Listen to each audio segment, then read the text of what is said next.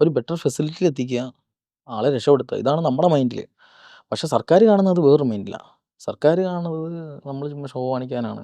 ശരിക്കും പറഞ്ഞാൽ നിങ്ങളൊന്ന് ആലോചിച്ച് നോക്കിയേ, എത്ര ഹോൺ അടിച്ചാലും ഈ എറണാകുളത്തിൻ്റെ ഒരു പ്രത്യേകത അതാണ്. ഈ നൈറ്റ് നമ്മളിപ്പോൾ ആംബുലൻസ് വരിക, അല്ലെങ്കിൽ ഡെയിലി വരിക, നമ്മുടെ ഫ്രണ്ടിൽ കുറച്ച് ലൈറ്റ്സ് ഉണ്ട്, അല്ലെങ്കിൽ ബ്ലിങ്കേഴ്സ് ഉണ്ട്. ഇത് അവരുടെ മിററിൽ, സൈഡ് മിററിലോ ബാക്ക് മിററിലോ പോയി അടിക്കുമ്പോൾ അവർക്ക് അറിയാം ബാക്കിൽ വണ്ടി വരുന്നുണ്ട്. കാരണം എല്ലാവരും മെജോറിറ്റിയും ഗ്ലാസ് ഇട്ട് പാട്ട് വിട്ടായിരിക്കും ഇരിക്കുന്നത്, അല്ലെങ്കിൽ ഫോണിലായിരിക്കും, ആരും ശ്രദ്ധിക്കൂല. അപ്പോൾ അവർക്ക് ശ്രദ്ധിക്കാൻ പറ്റിയ ഏറ്റവും നല്ലൊരു കാര്യം ഈ പറയുന്ന ലൈറ്റ്സ് ആണ്.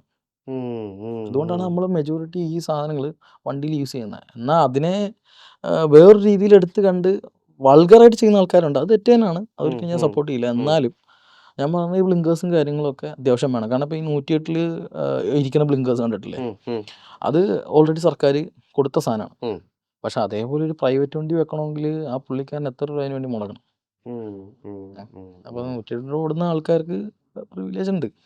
ലൈക്ക് അവർക്ക് മാസം ഇത്ര നാൾ ഓടിയാൽ മതിയല്ലേ, അതിൻ്റെ ശമ്പളം ഉണ്ട്, കാര്യങ്ങളുണ്ട്. പക്ഷെ നമുക്ക് ഒരു തരത്തിലും ഒരു സപ്പോർട്ടും ഇല്ല. ഇപ്പം ഈ ആംബുലൻസ് പോയിട്ടൊരു വണ്ടി തട്ടി കഴിഞ്ഞാൽ സ്റ്റേഷനിൽ ചെന്ന് കഴിഞ്ഞാൽ പറയും, നീ എന്തിനാ അങ്ങനെ പോകാൻ പോയേ, വണ്ടിയിൽ ഒരാളുണ്ടെന്നും പറഞ്ഞ് റോട്ടിൽ കൂടെ പോകുന്നവരവിടെ നോക്കണ്ടേ എന്ന് പറയുന്ന പോലീസുകാരുണ്ട്.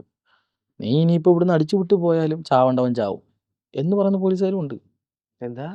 നീ ഇപ്പം എത്ര സ്പീഡിൽ പോയാലും ചാവേണ്ടവൻ ചാവും എന്ന് പറയുന്ന പോലീസുകാരും ഉണ്ട്. ഇപ്പോൾ KSRTC ബസ് സൈഡ് തരാതെ KSRTC ബസ്സിൻ്റെ സൈഡിൽ കൊണ്ട് തട്ടിയിട്ട് നമ്മളിറങ്ങി എന്തെങ്കിലും പറഞ്ഞു കഴിഞ്ഞാൽ KSRTC ബസ്സിൻ്റെ റൂട്ട് മുടക്കി, അല്ലെങ്കിൽ അവരുടെ സമയം പാഴാക്കി എന്ന് പറഞ്ഞിട്ട് നമുക്കെതിരെ കേസ് വരും.